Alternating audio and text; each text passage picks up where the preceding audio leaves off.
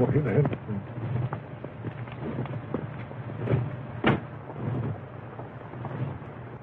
Well, there are two things that people always want to ask me. Well, one of them is how I ever came to write the Sherlock Holmes stories. And the other is about how I came to have psychic experiences and to take so much interest in that question.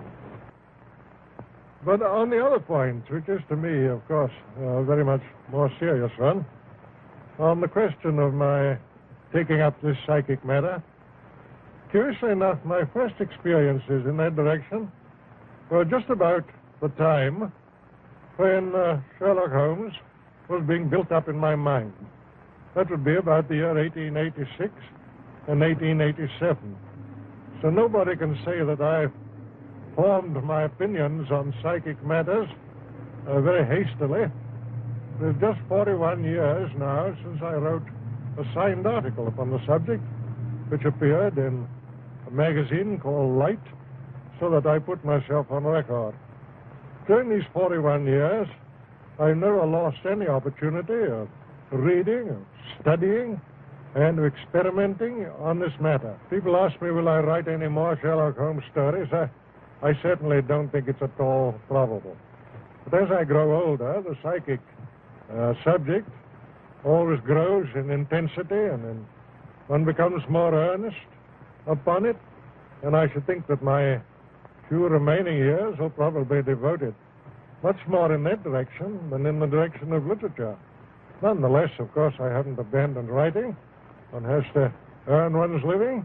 But my principal thoughts are that I should extend, if I can, that knowledge which I have on psychic matters and spread it as far as I can to those who have been less fortunate.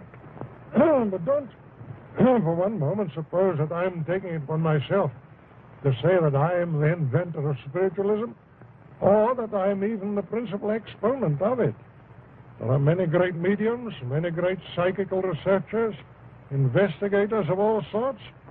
All that I can do is to be a gramophone on the subject, to go about, to meet people face to face, to try and make them understand that this thing is not the foolish thing which is so often represented, but that it really is a great philosophy, and, as I think, the basis of all religious improvement in the future of the human race. I suppose I've said with more mediums, good and bad and indifferent, than perhaps any living being. Anyhow, a larger variety, because I've traveled so much all over the world, and wherever I've gone, either in Australia, America, or South Africa, the best that there was to be had in that direction was put at my disposal. Therefore, when people come along and contradict me, who have had no experience at all, read little, and perhaps never been to a seance, you can imagine that I don't take their opposition very seriously. When I talk on this subject, I'm not talking about what I believe. I'm not talking about what I think. I'm talking about what I know. There's an enormous difference, believe me, between believing a thing and knowing a thing. I'm talking about things that I've handled, that I've seen, that I've heard with my own ears. And always, mind you, in the presence of witnesses. I never risk hallucination. I usually, in most of my experiments, have had 6, 8, or 10 witnesses, all of whom have seen and heard the same things that I have done. Gradually, I became more and more convinced on the matter as I studied year in, year out. But it was only in the time of the war, when all these splendid young fellows were disappearing from our view, the whole world was saying, well, what's become of them? Where are they? What are they doing now? Have they dissipated into nothing? Or are they still the grand fellows that we used to know? It was only at that time that I realized the overpowering importance to the human race of knowing more about this matter. Then it was that I flung myself more earnestly into it, and that I felt the highest purpose that I could possibly devote the remainder of my life to was trying to bring across to other people something of that knowledge and assurance which I had acquired myself. Certainly the results have justified me.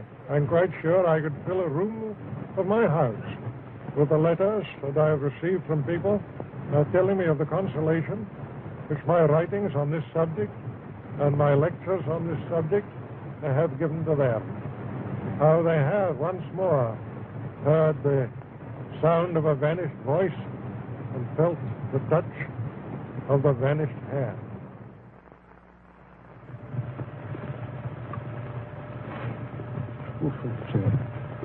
Well, goodbye. Come along. Okay.